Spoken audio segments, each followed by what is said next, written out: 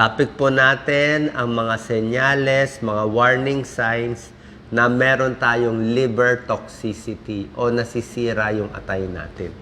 Okay, pwedeng sa alak, pwedeng may gamot, baka nasobrahan ng vitamins o nasobrahan ng supplement. Ang atay natin kasi matibay dapat talaga atay natin.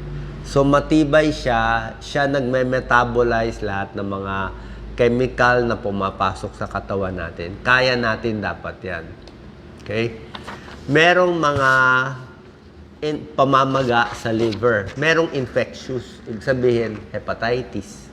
Yan ka, bacterial, parasitic, o hepa A, hepa B. Pero itong pag-uusapan natin, toxic hepatitis. Galing sa alak, nasira atay, baka sa gamot na overdose ka, baka may mga chemical, may mga supplement o nasobrahan sa vitamins. Pwede rin pag nasobrahan yung atay natin. So ano itong mga sintomas? Okay? Ang pinaka-sintomas talaga is naninilaw yung mata. Pag nasobrahan ka ng whatever, kung over-the-counter medicines o ano, papakita natin.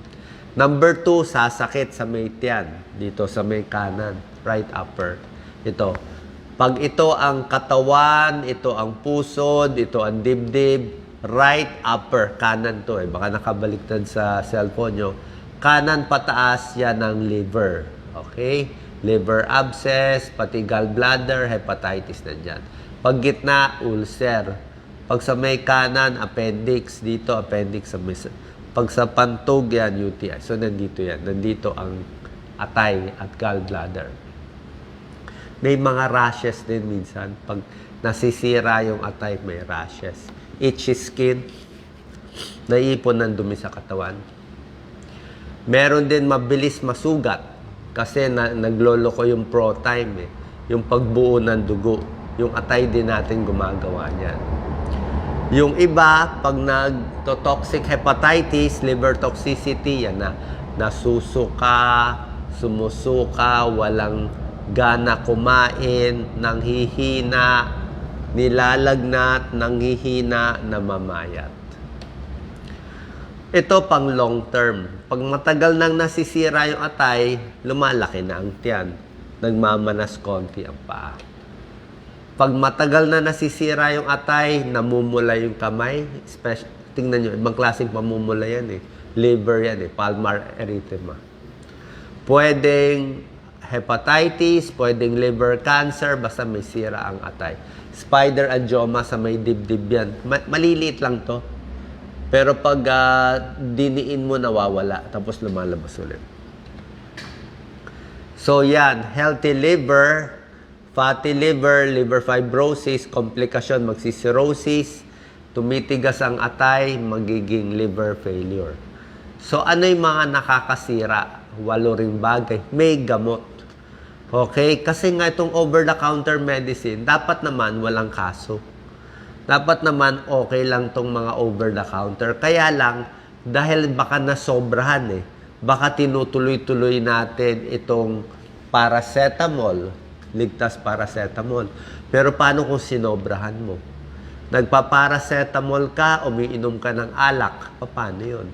NSAID, pain reliever, ibuprofen, mefenamic acid, o antibiotics, pwede naman uminom ng antibiotics sa tamang dosis pag binibigay ng doktor. Merong mga ibang gamot din na pwedeng, pag na-overdose, pwede makasira ng atay. Meron ding herbal and dietary supplement na nakakasira. Ang ibig ko sabihin, pag sinabay-sabay. Okay? Pag sinabay-sabay mo sa alak, illegal drugs, may mga gamot, pwede makasira sa atay. Lalo na pag sinabayan mo pa ng alak. So may alak na, tapos umiinom ka pa ng mga gamot, baka may antibiotic ka, may paracetamol ka lang sabay-sabay, nahirapan pa yung atay mo, baka dati nang may sirang atay mo, delikado din. Meron kasing mga risk factors kung bakit nagto-toxic hepatitis, yung lagi nag-over-the-counter, kahit konting sakit lang ng katawan, sige na umiinom ng alak, o dati ka nang may fatty liver, dati ka nang may hepatitis, dati ka nang umiinom ng alak, risk factor, at babae.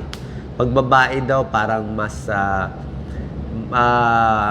prone magkaroon ng toxic hepatitis. So yan, gamot, alak, kaya konti lang alak or iwas, pinakamaganda. Kailangan maraming tubig iinumin. Sabi ko nga, 8 to 10 glasses of fluid. Siguro ako, gabi na ngayon, nakaka 10 glasses na ako eh. Kailangan natin yung tubig para makatulong sa liver detoxification. Kasi katawan natin tubig. Tigil ang sigarilyo. Okay? Nakakasira din ang atay. Huwag magpapaka-overweight. Huwag heavy ang dinner. Pag kumain ng marami sa gabi, nahihirapan ang atay. Trans fat, matataba, baked goods, microwave, fried foods, ayan o, fast foods. High sugar, soft drinks, nakakasira din ng atay. Yan. Kaya dapat itong mga healthy foods lang. Yan ang gusto natin. Okay, final tips. Hydration, kumain ng maayos, mag-exercise at limit yung mga alcohol intake. Basically, yan lang po. Kahit sa mga bata, mag-iingat din. Kasi yung mga bata, minsan may mga vitamins na iniinom, baka masobrahan. Okay? Hindi ko sinasabi huwag uminom ng paracetamol, hindi ko sinasabi huwag uminom ng antibiotics, actually pati statins eh. Yung mga simvastatin, pwede rin makasira. Hindi ko sinasabi huwag uminom, pero dapat alam ng doktor, minomonitor natin at sa tamang dosis lang. At huwag mo na isasabay sa alak yung mga iniinom mong gamot para hindi ma-overwhelm ang ating atay. Salamat po.